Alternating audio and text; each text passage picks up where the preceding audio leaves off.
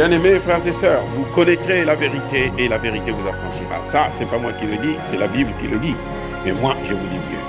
Vous connaîtrez la vérité historique, notamment celle de vos ancêtres kémites, et vous aurez une vision globale de ce que c'est que la vraie souveraineté politique. J'ajoute, vous reviendrez à la spiritualité africaine ancestrale et vous comprendrez les enjeux de l'indépendance économique. Et pour terminer, vous accepterez votre identité culturelle kémite et vous obtiendrez deux choses.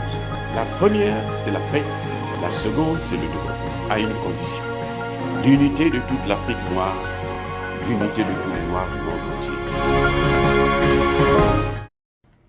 Otep à tous, bienvenue sur la chaîne des panafricanistes par essence, par conviction et par excellence.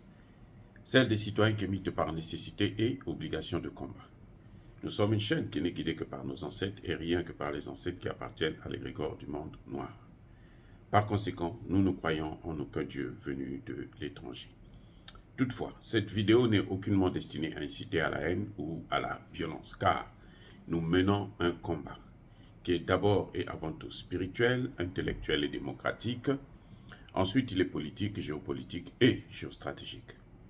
Contre l'impérialisme, le colonialisme, le néocolonialisme et l'endocolona, qui sont tous qualifiés de crimes contre l'humanité. Nous menons ce combat sur la base du principe fondamental que nous avons hérité de nos ancêtres kémites, qui est celui de la Mahat, c'est-à-dire solidarité, vérité et justice.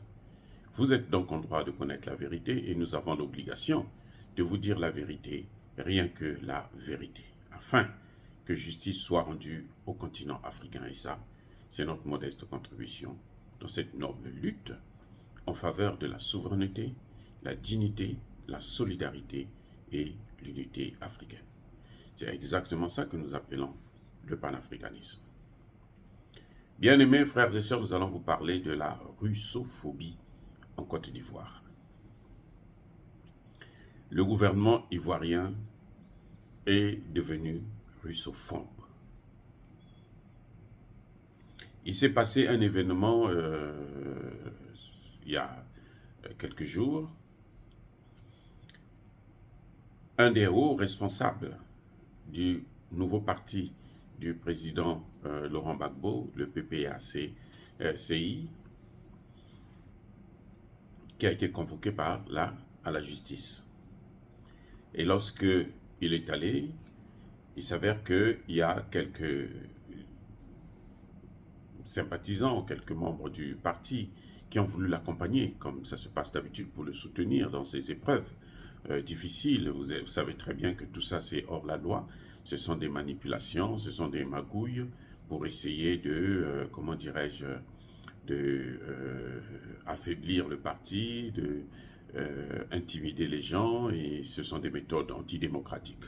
Bref, ils ont accompagné leur patron, le secrétaire, je pense que c'était le secrétaire général du parti, et voilà. Mais messieurs, le fait de l'avoir accompagné, la justice les a tous interpellés. Et ils ont été immédiatement jugés. On a instruit le dossier, on les a jugés et on les a condamnés. Il s'avère que parmi ces gens, il y a eu 4 personnes qui ont été condamnées parce que ils avaient brandi, ils étaient venus, ils avaient le drapeau russe avec eux. 4. Donc, les 4 là ont été condamnés du fait qu'ils avaient le drapeau russe avec eux. Et ça, c'est une incitation, hein, c'est un trouble à l'ordre public. En quoi avoir un drapeau russe est un crime? On a toujours les drapeaux français, toute notre vie là. En tout cas, les gens de mon âge, ceux qui sont nés après les indépendances, tout le monde sait que nous, c'est la France. On ne nous a jamais condamnés pour ça. En tout cas, je n'en connais pas. Dans un seul pays où on a condamné quelqu'un parce qu'il soutenait la France, parce qu'il avait un drapeau français. Ils n'ont pas déclaré, écoutez bien, ils n'ont pas dit demander à ce que la Russie intervienne en Côte d'Ivoire. De toutes les façons, la Côte d'Ivoire est à peu près stable. Hein? même si c'est vrai qu'il y a des actes terroristes. Et nous savons tous que le terrorisme, ce n'est pas la Russie qui a mené le terrorisme en Afrique. C'est les Occidentaux, c'est la France qui est allée détruire et tuer Kadhafi, détruire la Libye. Ce sont eux qui ont pris les terroristes, qui les ont ramenés dans le Sahel. Donc si la Côte d'Ivoire est touchée aujourd'hui, ce n'est pas la faute des Russes, mais c'est la faute de ses alliés français. Et c'est ça que Alassane Ouattara devrait comprendre. Mais ça dit que c'est grave ce qui se passe en Côte d'Ivoire. En fait, la Côte d'Ivoire n'appartient plus aux Ivoiriens. La Côte d'Ivoire est devenue la chose des Français. Et c'est ça qui fait que la France va automatiquement quitter la Côte d'Ivoire. C'est-à-dire que Emmanuel Macron, en prenant toujours le contre-pied d'une population qui ne demande que sa liberté, finit par se faire avoir. Aucun empire, bien-aimés frères et sœurs, aucun empire ne subsiste éternellement. Aucun empire n'est éternel. Tout empire finit toujours par disparaître. Ah oui. Donc, tout ce qu'ils sont en train de faire aujourd'hui, tout ce que les Français font, parce que nous savons aussi que Alassane Ouattara n'agit pas pour son propre compte. Alassane Ouattara n'agit pas seul. Alassane Ouattara est entouré, conseillé par les Français. Les Français pensent que la Côte d'Ivoire, c'est un acquis. Donc, ils ne veulent pas perdre la Côte d'Ivoire. Mais justement, c'est ça, ils vont finir par perdre la Côte d'Ivoire. Parce que cette année 2023, là, il y a deux pays qui risquent de tomber. C'est la Côte d'Ivoire, c'est le Niger. Ces deux pays-là, nous les avons à l'œil, nous travaillons pour ça. On continue à mobiliser la population.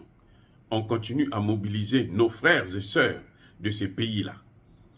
Et nous savons que le combat que nous menons, étant un combat noble, on finira par gagner. Donc tout ce que la France fait avec ses larbins en Côte d'Ivoire, eh ben, c'est un peu un coup de pied dans l'eau. Et les Ivoiriens, par nature, ne sont pas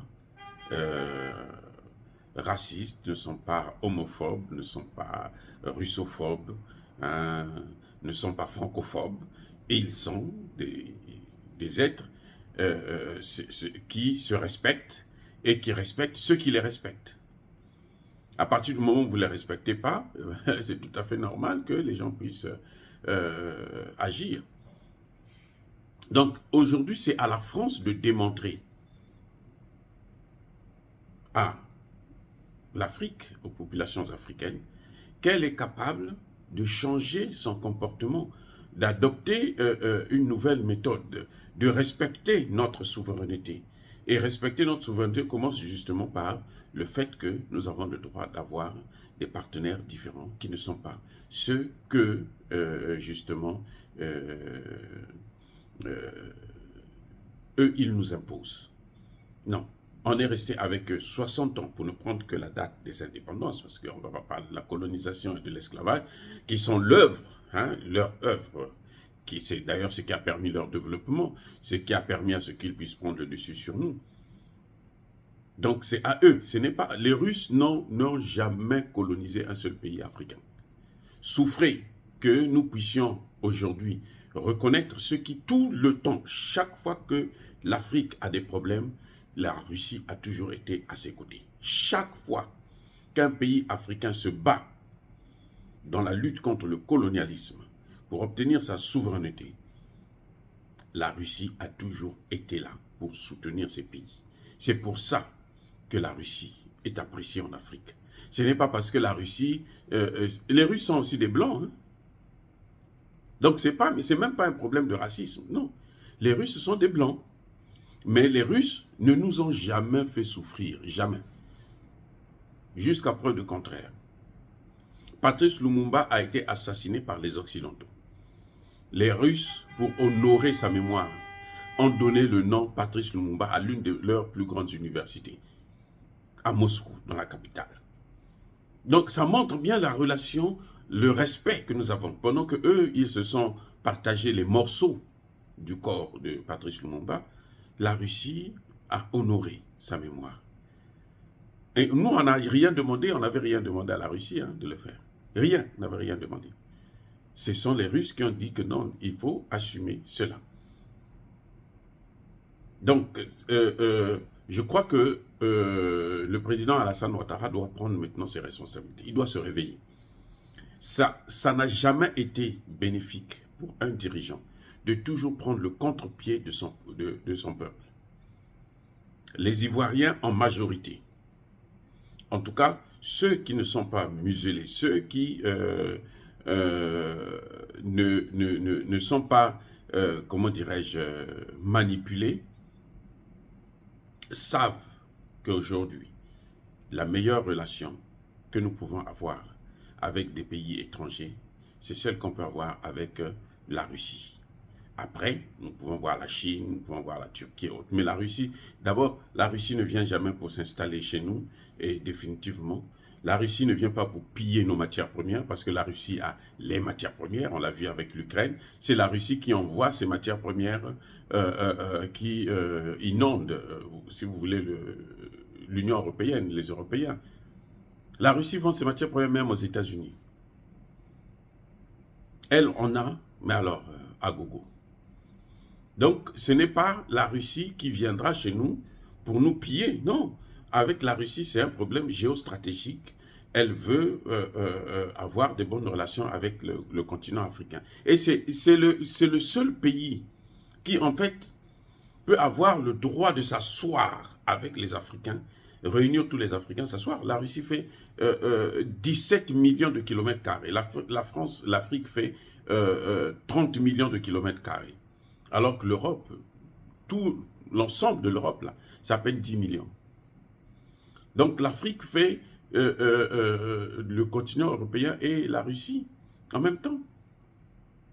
Voilà. Donc le seul pays qui peut nous faire asseoir pour parler avec nous et dignement, c'est la Russie. Parce qu'elle n'a rien à se reprocher dans ses relations avec le continent africain. Alors que eux, ils n'ont jamais reconnu la colonisation. Ils n'ont jamais reconnu l'esclavage, parce que reconnaître, ça veut dire accepter, d'abord, reconnaître qu'on a commis un tort, demander pardon et réparer le tort. Ils ne l'ont jamais fait. Alors que la Russie n'a pas un problème avec nous. Elle n'a rien à se reprocher, en tout cas jusqu'à ce jour. On peut lui trouver des choses, mais ça, c'est encore les manipulations occidentales. Dire cela, c'est inciter à la haine ou à la violence, non.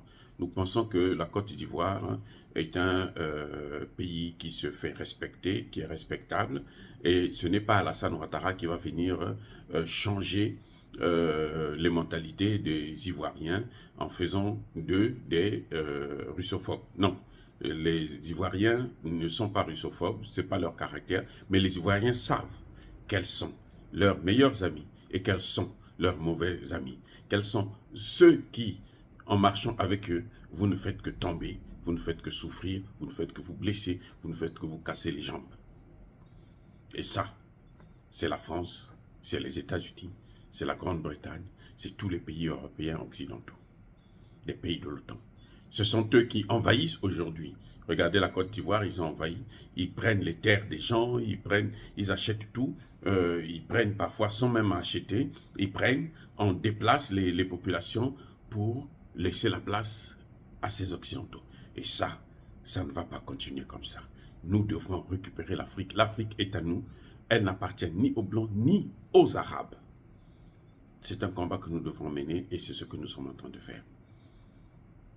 Encore une fois, je persiste et je signe. Soyez bénis, abondamment bénis par le Dieu des Kémites et par nos ancêtres angélisés. Mais que tous ceux qui persécutent le continent africain, tous ceux qui le déstabilisent et le pillent, qu'ils soient noirs, qu'ils soient blancs, qu'ils soient chinois, qu'ils soient arabes, qu'ils soient indiens, nous demandons à ce qu'ils soient punis, maudits, neutralisés, foudroyés par le Dieu des Kémites et par nos ancêtres angélisés. Vive l'Afrique éternelle. J'ai dit et j'assume.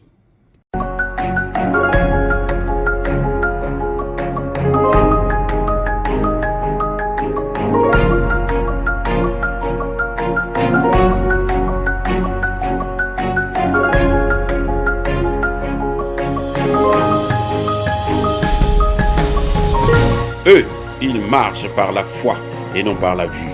Mais moi, je vous conseille vivement de marcher par la connaissance scientifique et historique, notamment celle de nos ancêtres kémites, par les 5 sens et par l'intelligence. À vous, Abia.